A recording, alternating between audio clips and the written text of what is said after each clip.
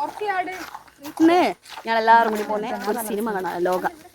നാട്ടുകാർ മൊത്തം കണ്ട് OTT റിലീസ് ആകാനായി. അന്നേരം ഞങ്ങൾക്ക് ബോധം വരും.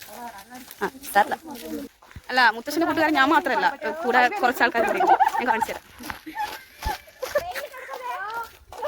അവിടെ തുള്ളിയാ പോകുന്നത്. ലക്ഷ്മി ടീച്ചറേ, മീനാക്ഷി ആ പോകുന്നത് ഞാൻ 2 സന്താനങ്ങൾ.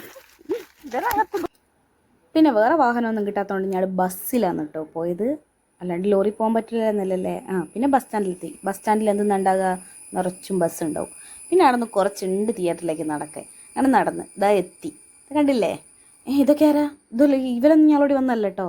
ഞങ്ങളോട് വന്ന പിള്ളേർ എപ്പോൾ ഏതെങ്കിലും ഫുഡ് ഐറ്റംസ് എടുത്തുണ്ടാകുക. ഞാൻ പറഞ്ഞില്ലേ, ചേച്ചി പപ്സ് വാങ്ങിയാന്ന് തോന്നുന്നു. ഇതാ പോപ്കോണായി, ലേസായി, അതുകൊണ്ട് തിരിഞ്ഞ് കളിക്കുക.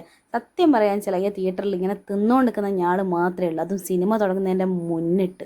ഞാൻ പറഞ്ഞില്ലേ, തീറ്റയാണ് പ്രധാനം. പുറത്ത് പോയാലൊരു കുഴിമന്തി അത് നിർബന്ധ.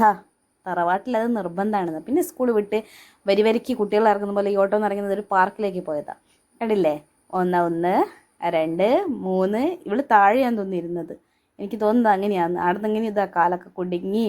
ഈ ഓട്ടോയിൽ ഇത്രയോളം ഞാളെ കൊണ്ടുവന്നതാ. മീനോട് അവസാനിച്ച് നിങ്ങൾ വിചാരിക്കില്ല. അല്ല, അതിൽ ഞാനും കൂടി ഉണ്ടായിരുന്നു. പിന്നെ ലിപ്സ്റ്റിക്ക് അതിടാതെ എനിക്കെന്തോ ഒന്നുമില്ലാത്തതുണ്ട് കേട്ടോ. എല്ലാവരും പാർക്കിൽ വന്നാൽ എൻജോയ് ചെയ്യും, ഞങ്ങൾ റെസ്റ്റ് എടുക്കും. അതാണ് ഞങ്ങളുടെ സ്വഭാവം. എവിടെ പോയാലും റെസ്റ്റ് എടുത്തെടുത്ത് ഇപ്പം 40 50 കിലോയായി, 80 60 കിലോയായി. എനിക്ക് കൂടിയാൽ എനിക്ക് തോന്നി ഞാനില്ല പോയിട്ട് ഒന്നിനും ഞങ്ങളെ ഭാരം താങ്ങാൻ പറ്റില്ല. എന്നാൽ ശൃംഗും ഞാനാണ് എന്നാലും ഒന്ന് മേലെ ഇറങ്ങിക്കുള്ളൂ എന്നാണ് എനിക്ക് തോന്നുന്നത്.